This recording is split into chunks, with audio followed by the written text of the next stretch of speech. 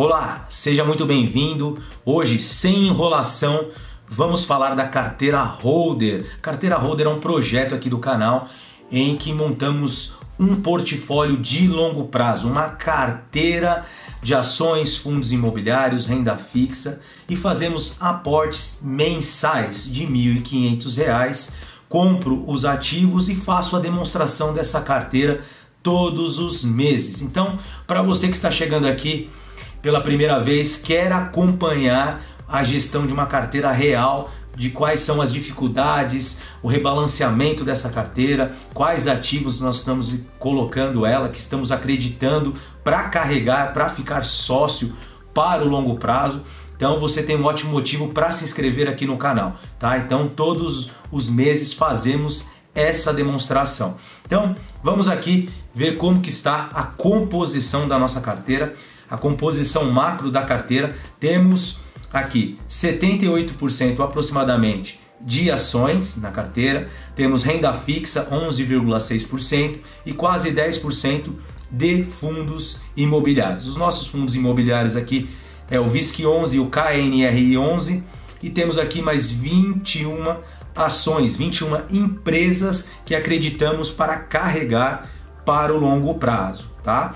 E temos aqui também a nossa renda fixa que basicamente está no Tesouro Selic. É uma reserva de oportunidade para algum momento fazermos uso, tá? E também se transformar em um portfólio de renda variável, tudo bem? Pessoal, lembrando que isso aqui não é uma recomendação de compra, é só a demonstração de como eu faço os meus investimentos, tá bom? Sempre assim na carteira Holder eu gosto de falar um pouquinho do mercado. Vamos falar um pouquinho sobre o nosso benchmark, sobre o Ibovespa. O Ibovespa, para mim, nesses últimos 2-3 meses, ele vem andando de lado.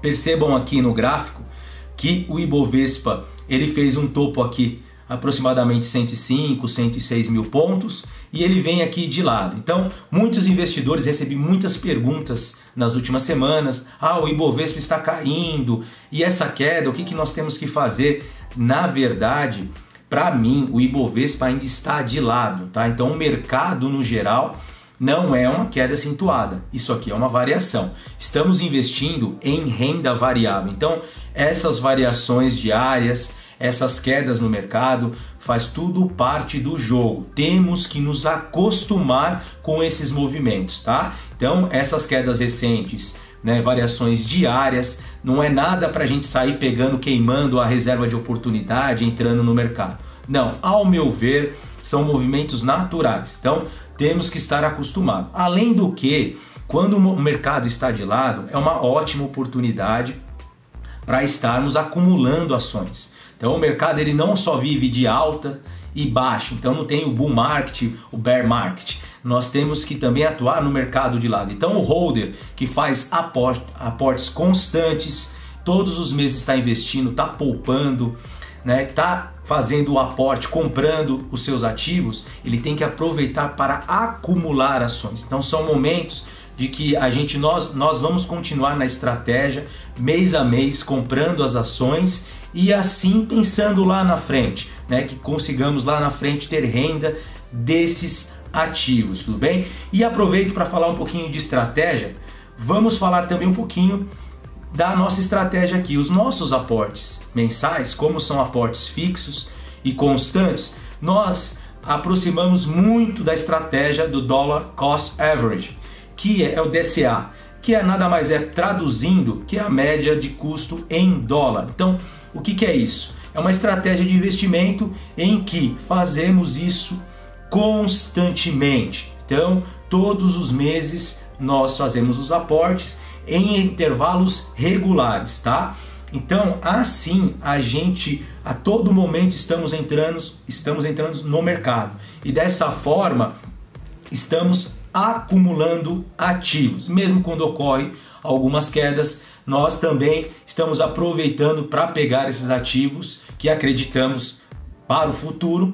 Então, aumentar o número de ações, tudo bem? E, consequentemente, quem sabe, até diminuir o preço médio. É claro, a gente não fica com foco em preço médio, né? É até bom esquecer um pouquinho o preço médio, mas essa nossa estratégia aproxima muito do Dollar Cost Average. Então é essa a nossa estratégia que a gente segue mensalmente e acreditamos que dessa forma podemos acumular ativos para o futuro. Pessoal, falei um pouquinho da estratégia aqui da carteira, da composição.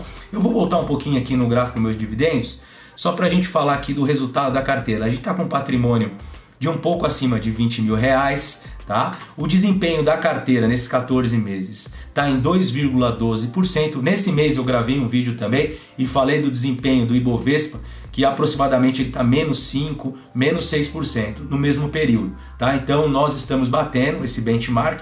Isso não é o mais importante para uma carteira de curto, aqui olhando para o curto prazo, o nosso objetivo é no futuro, tá? Mas eu não posso deixar aqui de falar um pouquinho da rentabilidade da carteira, tudo bem? Além do que, eu quero falar nessa parte do vídeo, eu quero falar do setor bancário. Vamos analisar o setor bancário e primeiramente eu quero mostrar na carteira aqui o setor financeiro dentro da carteira holder. Então, dentro aqui da carteira holder eu vou mostrar para vocês como que está o setor financeiro. Nosso setor financeiro aqui, esses são os ativos do setor financeiro: Cielo, Banrisul, Santander, BBSE, BB Seguridade, a B3 nós temos na carteira e TSA4. Essas são as ações do setor financeiro. Mas eu quero ser mais específico, eu quero falar do setor bancário. E o setor bancário aqui temos a Santander com aqui 4,2% e TSA, tá? Com um pouco mais de 7% aqui no portfólio. Então, esse aqui são os dois bancos que a gente quer comentar. Então, vamos falar um pouquinho do setor financeiro. Eu quero falar do desempenho das ações do setor financeiro que está acontecendo nesse ano. Então, nesse ano aqui, o setor financeiro ele vem caindo.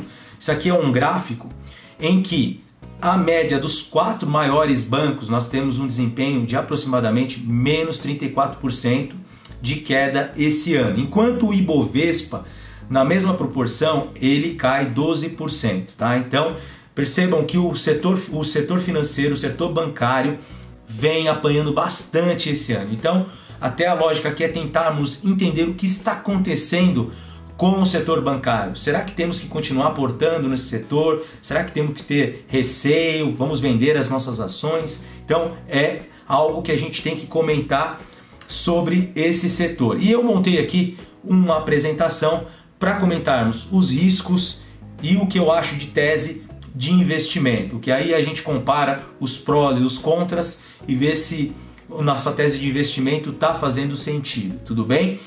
Então, percebam aqui na minha carteira holder também, o setor financeiro, pela diversificação da carteira, ele tem ali, ele está em aproximadamente 12% da carteira, então não estou concentrado. Então essa é a importância de sempre estar diversificando a carteira. Então vamos entender aqui os riscos do setor bancário.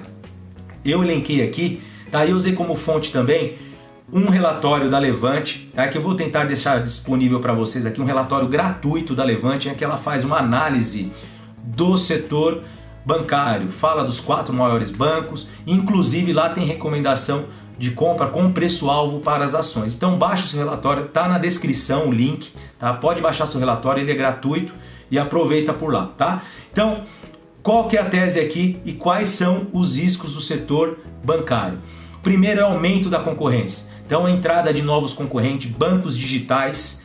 Então isso pesa muito. Então não sabe no futuro o que vai acontecer, se essa concorrência vão diminuir aí os resultados dos bancos, tá?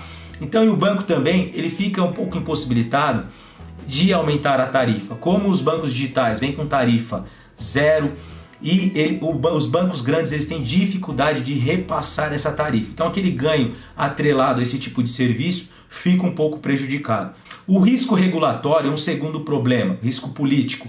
Por quê? No Congresso tramita algumas medidas, algumas discussões que podem atrapalhar os resultados futuros dos bancos, principalmente quanto à contribuição social sobre o lucro líquido. Então os bancos eles têm a contribuição social sobre o seu lucro.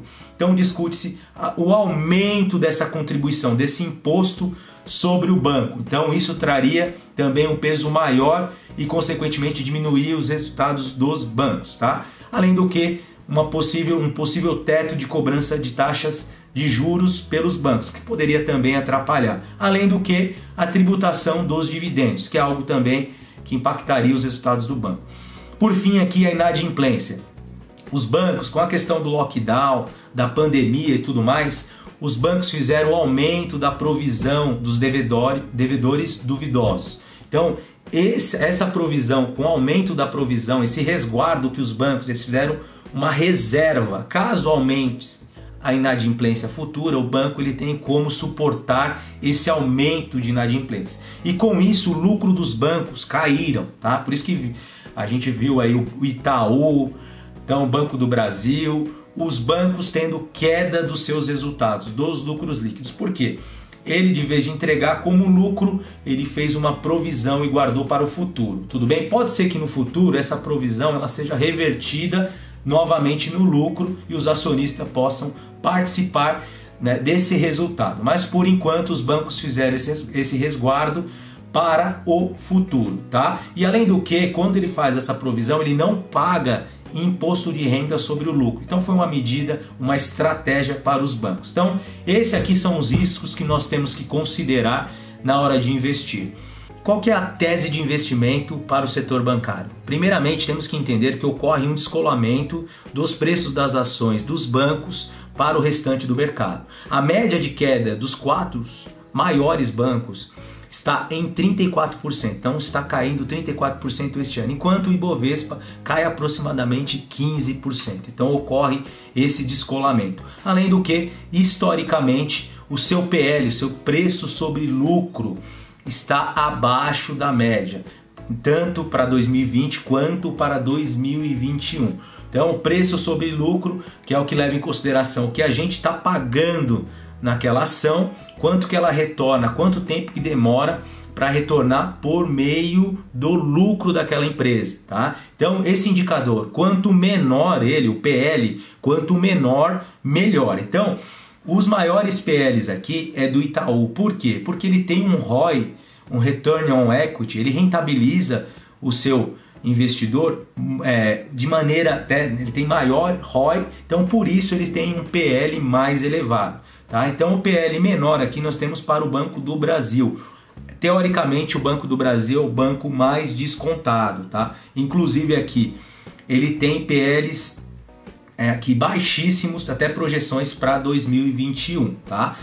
Considerando ocorrer uma queda de 30%, 20% ou 10% no lucro dos bancos. Então vocês podem consultar aqui na tabela o PL para o próximo período. Dito isso, entendemos que as ações continuam descontadas, pode ser que lá no futuro isso venha a convergir, é claro, o banco passa por essa situação, por esses riscos e por isso está sendo precificado no momento. Mas vamos manter a estratégia e manter os nossos aportes. Dentro dessa situação, analisando a nossa carteira holder, percebemos aqui que Itaúsa está um pouco fora do objetivo, em 4,7%. Então é a ação que nós vamos fazer o aporte, inclusive eu já fiz a compra no mercado de 22 ações da Itaúsa, tá? Então fizemos aqui o aporte para rebalancear a carteira. E eu vou mostrar para vocês aqui como ficou essa composição agora atualmente. Então a Itaúsa voltou aqui para 5,6%. 5,5% é o objetivo dela na carteira, tá? Então fizemos um rebalanceamento e acreditamos na tese de investimento e vamos continuar sim, isso é a minha opinião. Pessoal, tá gostando do vídeo aqui? Não esquece de deixar o seu like, tudo bem? Dá uma força aqui pro canal, compartilhe o vídeo com os amigos, tá pessoal? Então, fizemos aqui o aporte, vou lançar também na planilha isso aqui, então esse dado aqui para fazer lá o controle do nosso ativo. Eu espero que vocês tenham gostado do vídeo, eu trouxe a tese de investimento aqui do setor bancário. Eu vou ficando por aqui, muito obrigado, vejo vocês numa próxima. Até mais, valeu!